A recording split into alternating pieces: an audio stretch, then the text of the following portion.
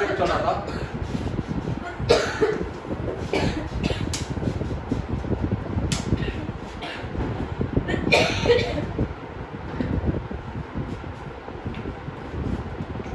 मगध मगध था। एक बार मगध के जितने भी महाजनपद थे उसको एक बार देखते हैं।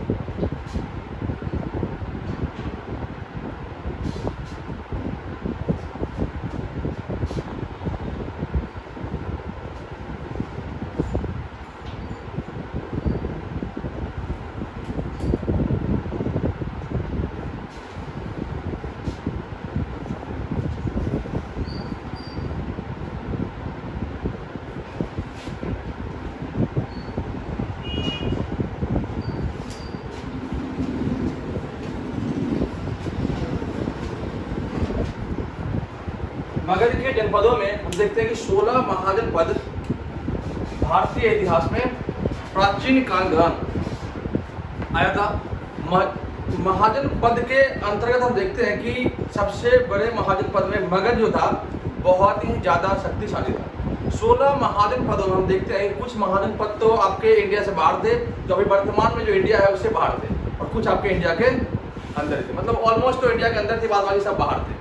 जिनमें हम पहले बताया था आपको मैंने कि 2 ऐसे जनपद थे जो इंडिया से बाहर के अंदर थे, मतलब बाहर में थे। एक तो आपका अफगानिस्तान के अंदर था, ये आपका हो गया अफगानिस्तान। अफगानिस्तान में था कंबोज, जिसकी राजधानी थी हाटक।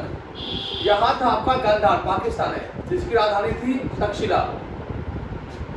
तक्षशिला से याद आया, तक्षशिला प्राचीन काल का सबसे प्रथम दुनिया का पहला विश्वविद्यालय था, जहाँ पे ज़्यादातर विषयों की पढ़ाई होती थी और जहाँ से दुनिया के बड़े बड़े विद्वान जो है यहाँ पे बड़े बड़े जो स्टूडेंट वहाँ से पढ़ने आते थे। तक्षशिला विश्वविद्यालय में ही 2 महत्वपूर्ण लोग पढ़े थे, 3 लोग। एक तो चंद्रगुप्त मौर्य, एक आपका चाणक्य जो अध्यापक किए थे, और एक थे आपके जीवक। ठीक, तो उनके बारे में मैंने आपको बताया था, वो अभी आपको रिवीजन पढ़ा दूंगा। एक मात्र जनपद था दक्षिण भारत में जिसका नाम था अशमक। अशमक की राजधानी थी पोटन या पोटली। इसके बाद एक था आपका मध्य भारत में अवंती, जिसकी राजधानी थी माहेश्वती कह लो या उज्जैन। इसके बाद एक राजस्थान में था जिसका नाम था मत्स्य, और एक महाजनपद था जिसका नाम था कुरु, जो आपका हरियाणा में, जिसकी राजधानी कुरुक्ष है, जहाँ महाभारत की युद्ध हुई थी। इसके बाद 3 आपके बिहार राज्य में, और वो 3 आपके थे। एक का नाम मगध, जो वर्तमान राजगीर के अंदर पड़ता है, और एक आपका अंग जो बिहार के भागलपुर डिस्ट्रिक्ट में है, और एक आपका वज्जीसर जो बिहार के वैशाली जिला अर्थात अभी वर्तमान के हाजीपुर के एरिया में पड़ता है। तो अंग मगध की राजधानी राजगीर है, अंग की राजधानी चंपा और वज्जी की राजधानी आपके वैशाली थी। इसके बाद ऑलमोस्ट जो बच गया वो 7 जनपद थे जो कि आपके यूपी में थे। एक का नाम था सुरसेन, एक का नाम चेदी, एक का नाम वत्स, एक का नाम काशी, एक का नाम कौशल, एक का नाम पांचाल, 1 2 3 4 5 6, और एक और था आपका मल्ल। एक और था आपका नाम जिसका नाम था मल्ल। तो पांचाल की राजधानी अहिच्छत्र, पांचाल राजधानी अहिच्छत्र, कौशल राजधानी श्रावस्ती, सुरसेन की मथुरा, चेदी की शक्तिमती, वत्स की आपकी कौशाम्बी, मल्ल की आपकी कुशीनगर, और काशी की आपकी वाराणसी। ये आपके टोटल महाजनपद 16 थे, जो कि इंडिया में 14 और 2 इंडिया से बाहर आज के वर्तमान युग में थे। इन्हीं बताया था कि मगध एक ऐसा जनपद जो सबसे ज्यादा ही शक्तिशाली और प्रभावशाली माना जाता था। मगध के विषय में अलग अलग इतिहासकारों के अपने अलग अलग राय दिए गए हैं, जिनमें हम एक इतिहासकार को पकड़ के चलते हैं, जिनमें आपका आर्य शर्मा की बात करते हैं। तो आर्य शर्मा ने कहा कि मगध के अंदर राजाओं के अंदर देखते हैं कि सबसे प्रभावशाली शासक जिनमें थे बिंबिसार, अजातशत्रु, महापद्मनंद, चंद्रगुप्त मौर्य और अशोक। ये जितने भी शासक थे बहुत ही प्रभावशाली थे, लेकिन इसका जो है इन सभी शासकों का जो है अलग अलग वंशों से संबंध रहा है। उन वंशों में देखते हैं कि एक तो आपका हर्यक वंश था, एक आपका नाग वंश था, एक आपका नंद वंश, एक आपका मौर्य वंश, एक आपका शुंग वंश, नंद वंश, एक आपका मौर्य वंश, एक आपका शुंग वंश, एक कन्नव वंश और एक सातवाहन। सबसे लास्ट जो वंश आता है वो सातवाहन। इनमें भी पीढ़ी दर पीढ़ी नहीं होता है, बल्कि क्या होता है ये सब अलग अलग शासक होते हैं। जैसे कि बिंबिसार के अंतिम हर्यक वंश के अंतिम शासक को शिशुनागपाल ने मार करके हत्या कर दी। शिशुनागपाल के अंतिम शासक को महापद्मनंद ने मार कर हत्या कर दी। महापद्मनंद के अंतिम शासक घनानंद उसके बेटे को चंद्रगुप्त मौर्य ने मार करके खत्म कर दिया और अपनी एक राजधानी मतलब साम्राज्य बनाया जिसे मौर्य साम्राज्य कहते हैं। मौर्य वंश के अंतिम शासक जो शिमुख था उसको मार दिया। किसने मार दिया? तो शुंग वंश के शासक ने। शुंग वंश के अंतिम शासक को मार दिया आपके कन्नव वंश शासक ने। कन्नव वंश के अंतिम शासक को मार दिया किसने? मार दिया तो आपके शातवाहन शासक ने। और इस प्रकार से पीढ़ी दर पीढ़ी जहां मगध आपका इस लोकेशन पे था, इस लोकेशन पे ये मगध धीरे कहां पे आ गया? इस एरिया में मगध शिफ्ट हो गया। मतलब मगध तो शिफ्ट नहीं हुआ बल्कि मगध शासन जो था वो यहाँ पे शिफ्ट हो गया। क्योंकि यहाँ पे जब था मगध के टाइम में बिंबिसार हर्यक वंश मौर्य वंश तक यही था। शुंग वंश में यहाँ पे आ गया, कन्नव पे यहाँ पे आ गया और सातवाहन में इस एरिया में प्लान कर गया आपका मगध के वंश। इस प्रकार से 7 वंशों ने राज किया। और उसी वंश के दौरान देखते हैं कि जब पहला वंश आया था बिंबिसार के शासक थे, उसी बिंबिसार के बारे में कहता हूँ कि इतिहास के अनुसार पहला भारत का पहला वंश तो वैसे हर्यक वंश है, लेकिन उससे पहले भी एक और वंश था जिनमें हम देखते हैं कि बृहद्रथ के द्वारा आपका बृहद वंश की स्थापना की गई थी। इसी के अंदर लगभग 3-4 स्टेज के बाद एक शासक आता है, इसका नाम होता है जरासंध। जरासंध और भीम के बीच एक युद्ध होता है, मल्ल युद्ध। मल्ल अर्थात मल्ल एक जाति का नाम है और मल्ल एक जगह का नाम भी है। वही मल्ल जहाँ पे वही मल्ल जनपद और वही मल्ल लोग जिसने महात्मा बुद्ध का अंतिम संस्कार क्रियाक्रम किया था, उन्हीं मल्ल युद्ध के अंतर्गत हम देखते हैं कि जरासंध को भीम ने बीच से ही हार दिया था। इस प्रकार से जरासंध के मरने के साथ ही आपका हर्यक वंश का अंत होता है और बिंबिसार ने हर्यक वंश मतलब बृहद वंश का अंत होता है और हर्यक वंश की स्थापना होती है। इस प्रकार से देखते हैं कि ऐतिहासिक दृष्टिकोण से आपके मगध साम्राज्य अर्थात महाजन पद का उल्लेख आपका किसमें है? महाभारत के कालखंड में दिया गया। भागवत में भी आपके महाजन पद के विषय में लिखा गया है। इस प्रकार से हम देखते हैं कि ईसा पूर्व 6वीं शताब्दी में 2 नए धर्मों का उदय हुआ। एक धर्म था आपका जैन धर्म और एक धर्म था आपका बौद्ध धर्म। पहले आया आपका जैन धर्म, बाद में आया आपका बौद्ध धर्म। बौद्ध धर्म कब आया? जब महावीर स्वामी का अंत हो गया, तब जाकर के महात्मा बुद्ध का जन्म हुआ।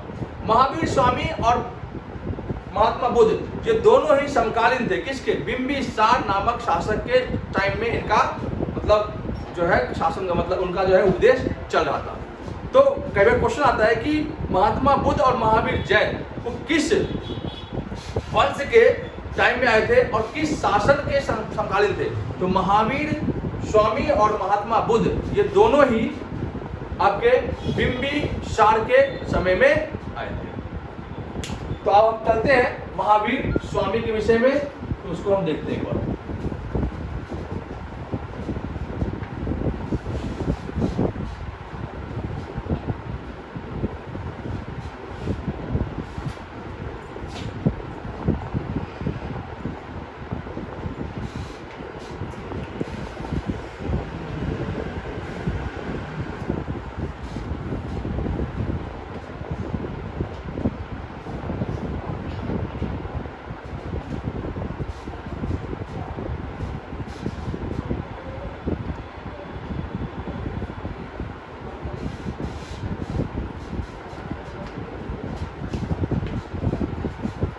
आपका टॉपिक है महावीर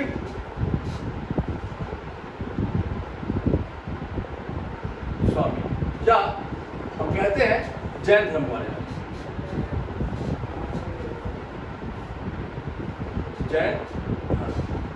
जैन धर्म का उदय ईसा पूर्व 6वीं शताब्दी में ऋषभनाथ के द्वारा की गई। अर्थात जैन धर्म के प्रथम तीर्थंकर को हम कहते हैं ऋषभनाथ या ऋषभदेव। ऋषभदेव के टाइम में जैन धर्म का इतना विकास नहीं हो पाया था, इसलिए जैन धर्म के विषय में कहा गया है कि जैन धर्म का अर्थ है जिन अर्थात जन्म या मरण के बंधनों से छुटकारा पाना। जैन धर्म के लोग बहुत ही अहिंसावादी होते हैं। इनका मानना है कि जीव हत्या दुनिया का सबसे बड़ा पाप है। तो ये लोग ये भी मानते हैं कि जीव के अलावा हमें जो है फसल भी उगाना हमारे लिए पाप है।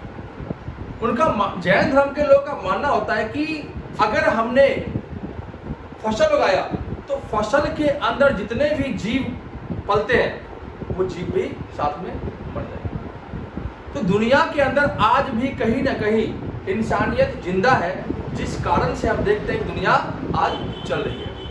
अगर दुनिया में इंसानियत ना हो तो आज के टाइम की बात कर रहा हूं मैं, आज इंसान को नहीं पहचान पाता। उस टाइम की बात है जब महावीर स्वामी के अलावा जितने भी जैन धर्म के तीर्थंकर थे उन्होंने कहा कि जीव हत्या और अनाज उगाना ये सब हमारे लिए पाप है। इसलिए जब भी जैन धर्म के लोग चलते हैं तो रास्ते को साफ करते चलते हैं।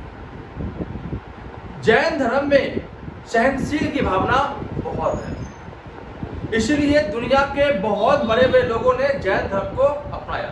यहां तक कि चंद्रगुप्त मौर्य और बिंबिसार जैसे शासक भी जैन धर्म को अपना लिए। जैन धर्म का इतना विकास हुआ, आज भले ही जैन धर्म ना हो, अगर आप अमूमन देखोगे दुनिया में आपको भारत के अंदर 3 धर्म के लोग आपको बहुत ज्यादा पढ़े लिखे मिलेंगे। एक जैन धर्म के लोग, 2 धर्म मतलब मेन, एक आपके जैन धर्म के और एक आपके ब्राह्मण धर्म के लोग। ब्राह्मण लोग जितने भी होते हैं बहुत प्रकांड विद्वान होते हैं, जितने भी ऊंचे ऊंचे पोस्ट होते हैं आपको ब्राह्मण दिखेंगे, जैन धर्म के लोग दिखेंगे। भले ही इनकी संख्या समाज के अंदर कम है, लेकिन जितने ही है कि इतने अपने आप में काबिल है। आज के टाइम में जो हम हिंदू कहते हैं, हम हिंदू है, चलो जैन धर्म भी एक हिंदू से निकला हुआ पार्ट है, लेकिन जो हमारे अंदर व्यवहार है वो जैन धर्म के लोग अंदर, हम लोगों से ईर्ष्या करते हैं। आज के टाइम में लोग ईर्ष्या, घमंड, लालच, इन्हीं कारण से परेशान है।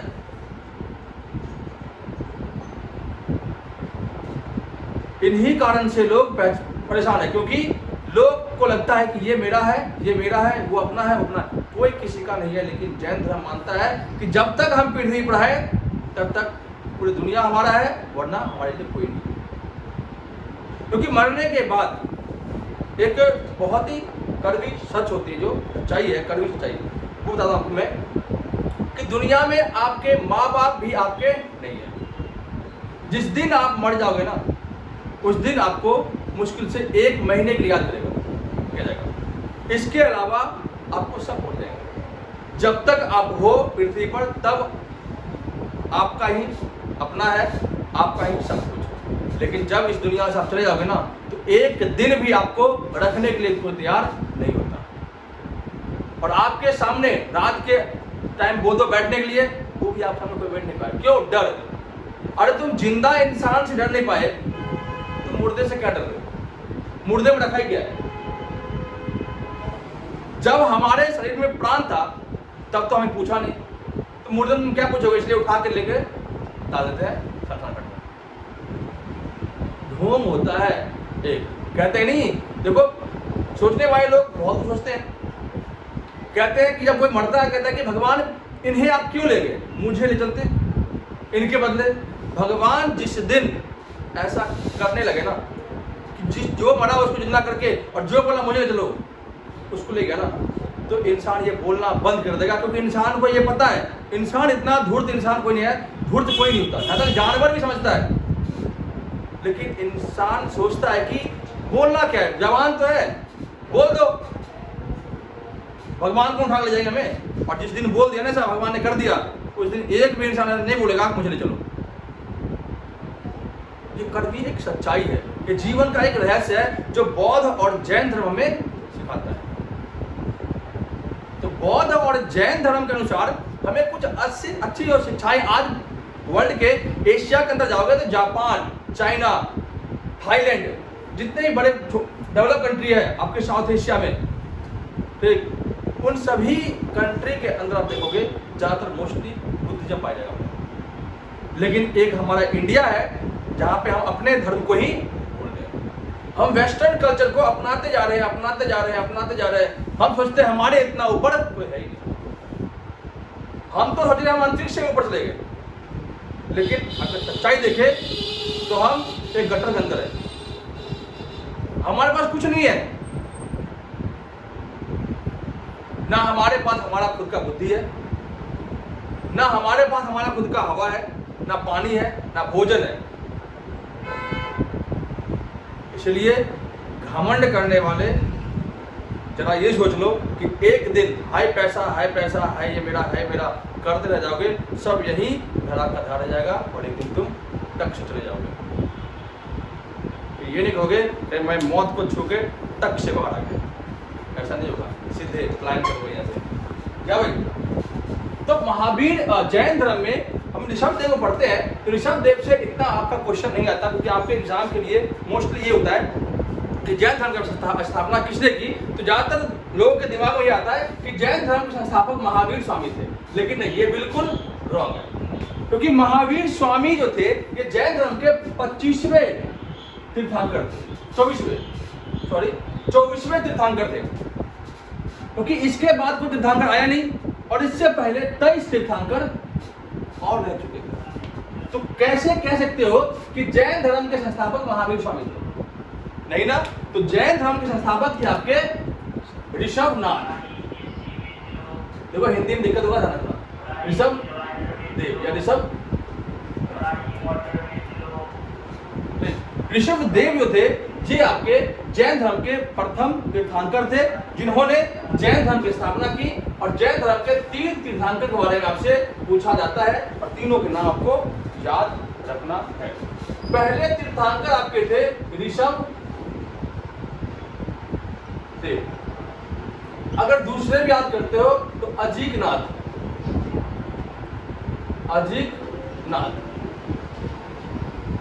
23वें आपके थे पार्श्वनाथ और 24वें आपके थे महावीर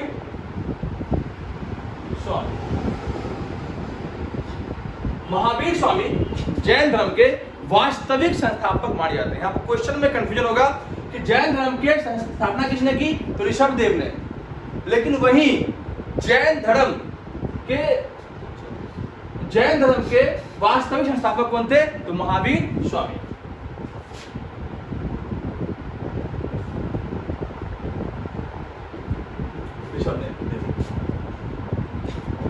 ठीक है, ऋषभ देव, आदित्यनाथ, पार्श्वनाथ और महावीर स्वामी, ये जैन धर्म के तीर्थंकर हुए, जिनमें एक महत्वपूर्ण आपका है पार्श्वनाथ, एक आपका ऋषभ देव और एक आपका महावीर स्वामी। ये 3 आपके महत्वपूर्ण हैं। अब हम चलते हैं महावीर स्वामी में,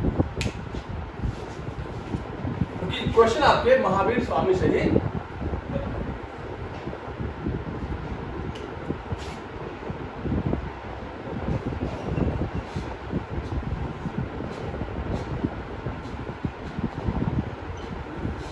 महावीर स्वामी का जन्म के विषय में बहुत ज्यादा ही डिफरेंट किया गया है। महावीर स्वामी का जन्म कब हुआ, कहाँ हुआ, ये आज तक किसी को पता नहीं। इसलिए महावीर स्वामी के जन्म के विषय में कहा गया है कि महावीर स्वामी का जो जन्म है वो लगभग 563 फिर 590 के आसपास इनका जन्म हुआ था। तो इनका डेट जो है आज भी इनका रहस्यमय रह चुका है। इसलिए महावीर स्वामी के जन्म के विषय में कहा गया है कि इनके जन्म कहाँ हुआ और कैसे हुआ, आज तक ये एक तरह से इतिहास के मिथ्या कथा है। और मृत्यु का भी अलग अलग डेट है। तो डेट तो आपसे एग्जाम में पूछा जाता है, तो इसलिए डेट लिखना नहीं है। अगर मृत्यु पूछे तो उसमें 2 डेट है, एक तो 540 है और एक आपका 527 के करीब बताया गया है। तो यहाँ से आपको क्वेश्चन ऑलमोस्ट बनते ही नहीं है। महावीर स्वामी का ये बनता है कि महावीर स्वामी का बचपन का नाम क्या था? तो महावीर स्वामी के बचपन का नाम वर्धमान था।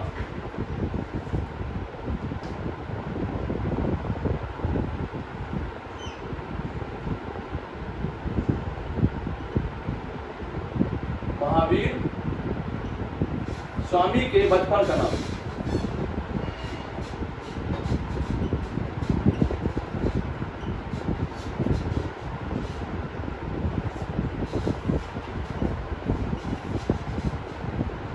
वर्धमान। ठीक है, इनके बचपन का नाम वर्धमान। इनका जन्म जो है ये हुआ है, जन्म स्थान हुआ है बिहार के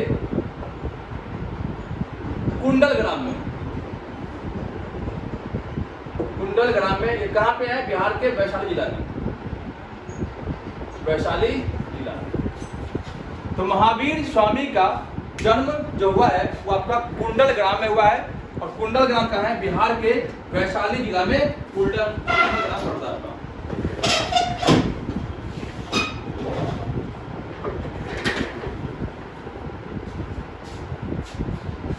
ठीक है, इसके बाद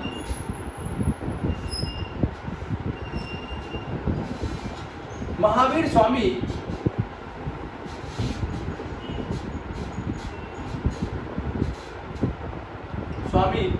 के पिता का जो नाम था वो था आपका सिद्धार्थ। महात्मा बुद्ध वाला सिद्धार्थ नहीं, पिता का नाम सिद्धार्थ। माता इनकी थी, माता का नाम त्रिशला।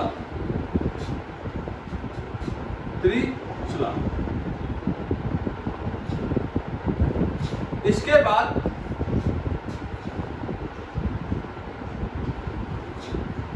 इनकी पत्नी थी, पत्नी का नाम यशोदा।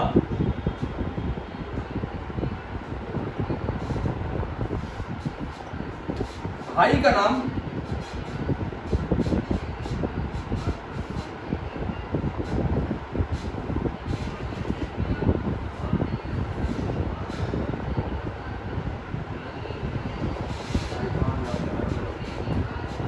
बेटी नाम लिख लो, पुत्री थी इनकी, पुत्री का नाम प्रियदर्शनी।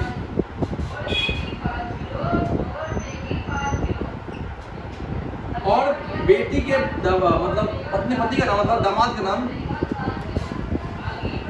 जमाल।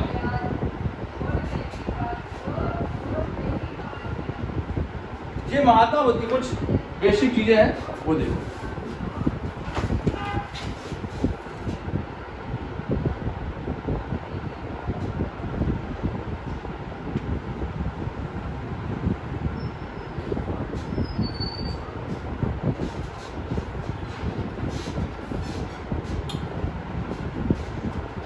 ठीक है, इसके बाद महावीर स्वामी लगभग इनका गृहस्थी में जब मन लगा तो 29 वर्ष की अवस्था में, 29 वर्ष की अवस्था में इन्होंने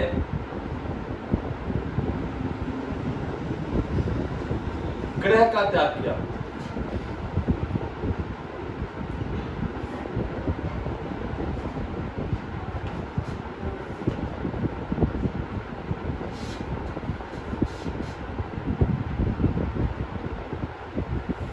उनतीस वर्ष की अवस्था में उन्होंने गृह को त्याग कर दिया। ठीक, इनका भाई लिख लो, नंदी वर्धन इनका भाई था। ठीक है, भाई इनका नंदी वर्धन, नंदी वर्धन महावीर का भाई था। इसके बाद ये लगभग 12 वर्ष तक की कठिन तपस्या के बाद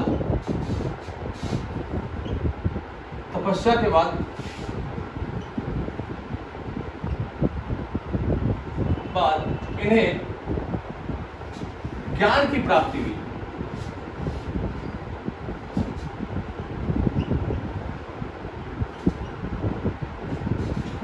इन्हें ज्ञान की प्राप्ति 42 वर्ष अवस्था में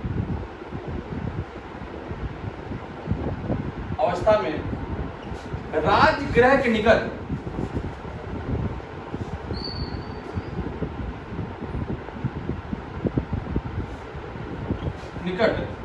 पावापुरी हुआ था।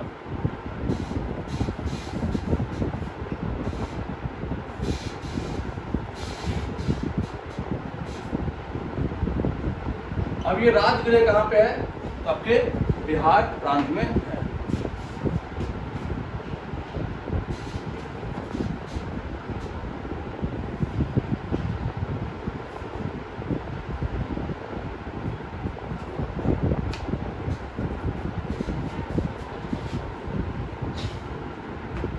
महावीर स्वामी ने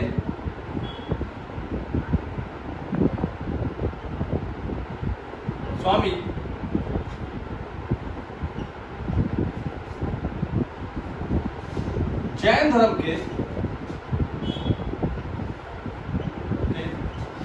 वास्तविक संस्थापक थे। जैन धर्म का अर्थ है जिन। जिन अर्थात जिन्होंने अपने इंद्रियों को वश में कर लिया हो।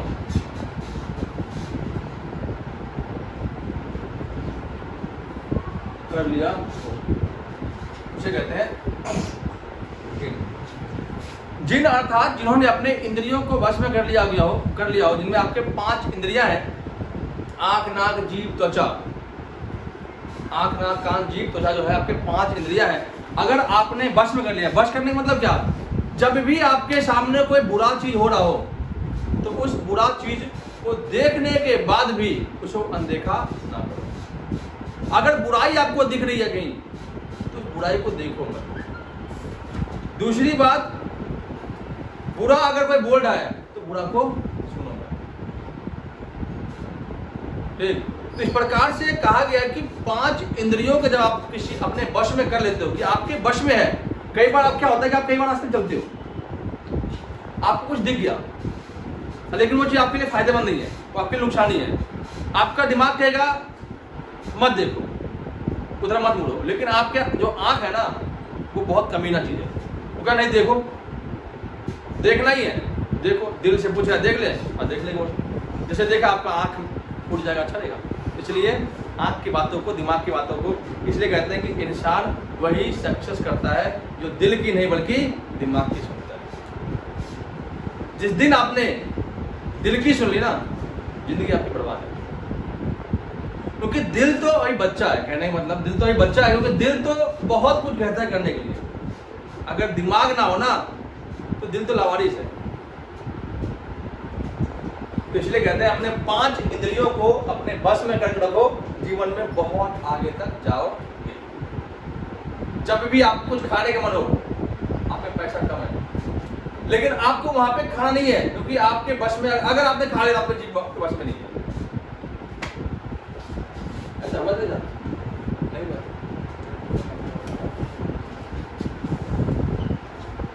जैसे कि एग्जाम्पल, लड़के होते कुत्ते, लड़के तो कुत्ते से भी कमी नहीं होते। वो करता क्या है, कोई खूबसूरत सी लौंडी जाती है तो लड़का कहता है कि ना इसको नहीं देखेंगे, ना करते हुए भी उसको देखता है एक बार भूल करके। एक आपने कहावत सुनेगी, बहुत बड़ी कहावत सब लोग कहते हैं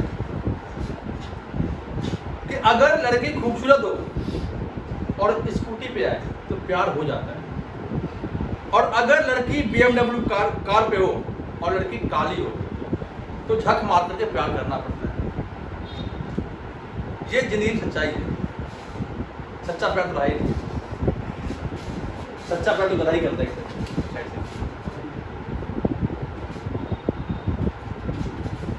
ठीक है, इनके 5 वर्त याद कर लो। 5 वर्त, कई बार एग्जाम पूछ दे, ना ही पूछे फिर याद कर लो। 5 वर्त में एक वर्त था ब्रह्मचर्य। ब्रह्मचर्य इनका पहला वर्त था, ब्रह्मचर्य।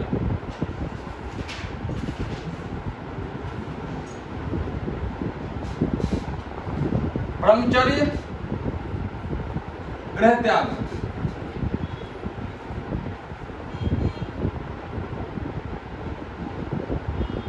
अमृषा, संकल्प लो, गृह त्याग, ब्रह्मचर्य, गृह त्याग, झूठ ना बोलना,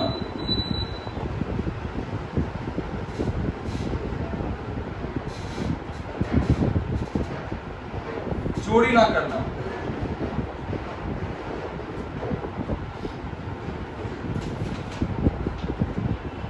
हिंसा ना करना। इसको शुद्ध भाषा में कहते हैं ब्रह्मचर्य,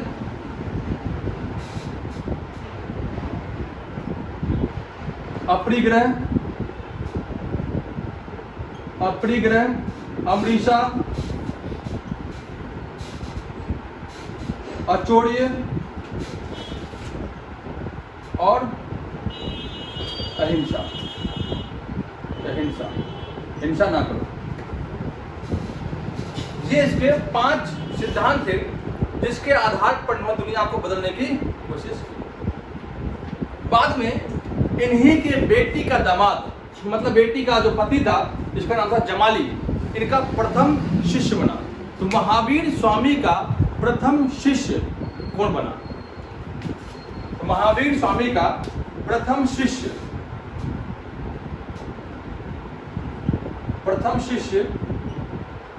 इन्हीं का दामाद, इनका नाम था जमाली। जमाली इनके क्या बन गए? इनके शिष्य बन गए। महावीर स्वामी को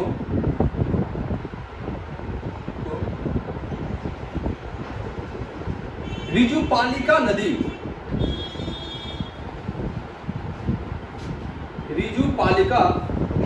के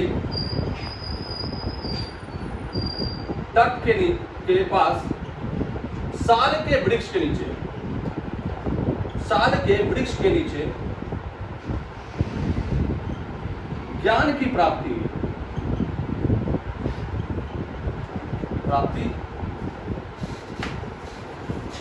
महावीर स्वामी को ज्ञान की प्राप्ति बिहार के राजगृह के अंदर पावापुरी में ऋजुपालिका नदी के किनारे साल के वृक्ष के नीचे ने ज्ञान की प्राप्ति हुई।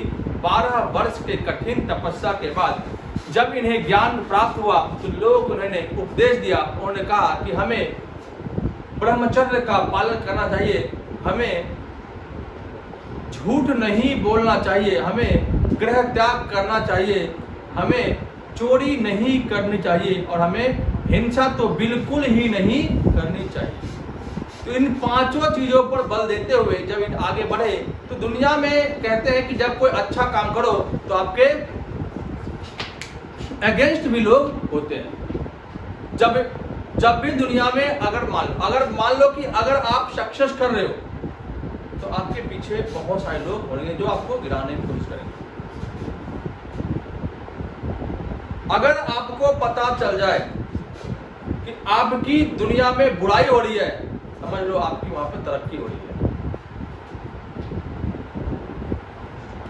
ठीक, क्योंकि आज के टाइम में जिंदा लोगों को याद नहीं करता तो मरे हुए कौन याद करेगा?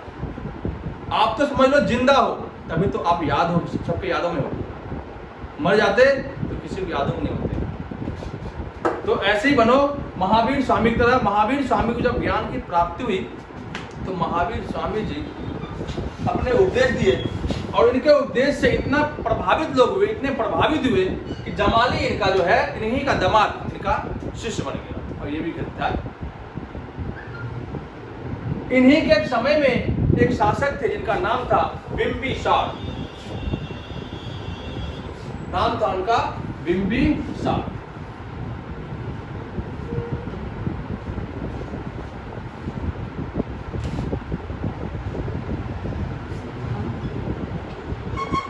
बिंबिसार जिन्होंने जैन धर्म को अपनाया।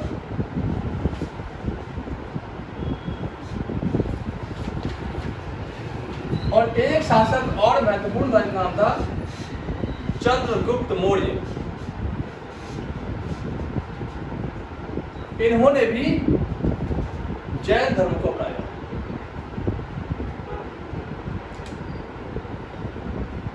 तो भारत के 2 ऐसे महत्वपूर्ण शासक हुए जिन्होंने जैन धर्म को अपनाया। बिंबिसार आपके हर्यक वंश के थे, जबकि चंद्रगुप्त आपके मौर्य वंश के थे। तो इन्हीं के टाइम में आपके जैन धर्म का विकास होना शुरू हो गया और मौर्य वंश के शासक चंद्रगुप्त मौर्य के टाइम में जैन धर्म दो भागों में बट गया। एक भाग के गुरु थे स्थूलभद्र और एक का नाम था भद्रबाहु।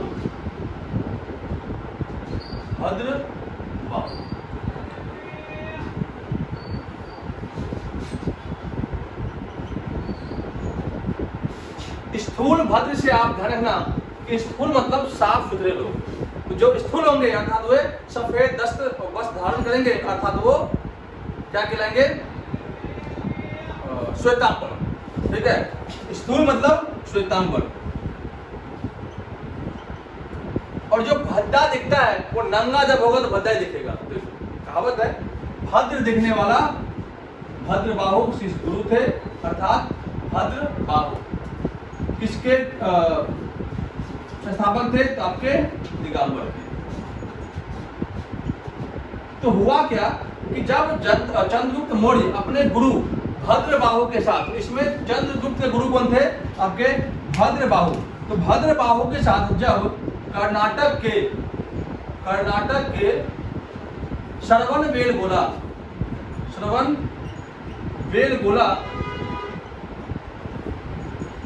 पहुंचे, तो श्रवणबेलगोला में बहुत ही भयंकर अकाल पड़ा था। बेलगोला, क्योंकि पहले जैन धर्म का एक ही पाठ था श्वेतांबर, लेकिन जैसे ही ये इन्होंने शिक्षा ली किससे?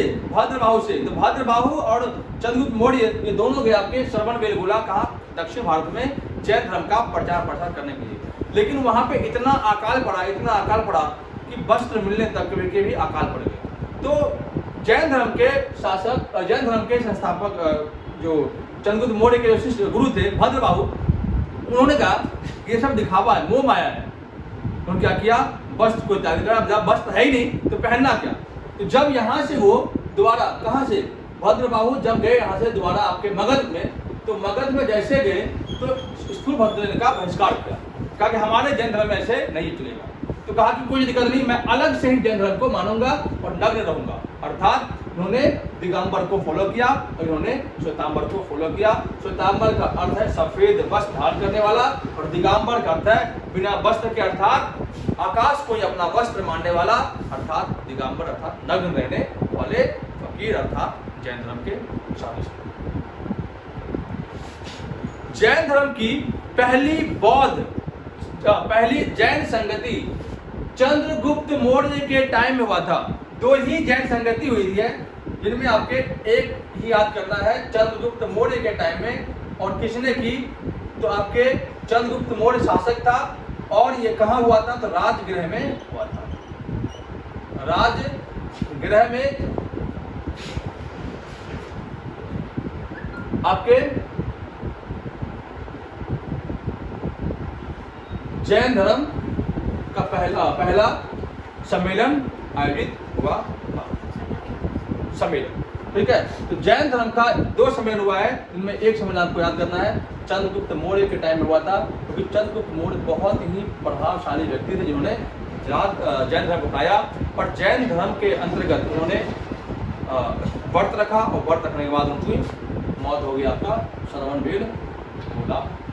और महावीर जैन की मौत होगी आपकी बिहार के राजगृह जिले। तो ये आपको इतने टॉपिक आपको महावीर स्वामी से, हाँ, चंद्रगुप्त मौर्य की मृत्यु श्रवणबेलगोला में और महावीर जैन की मृत्यु बिहार के अंदर ही राजगृह में हो गया था।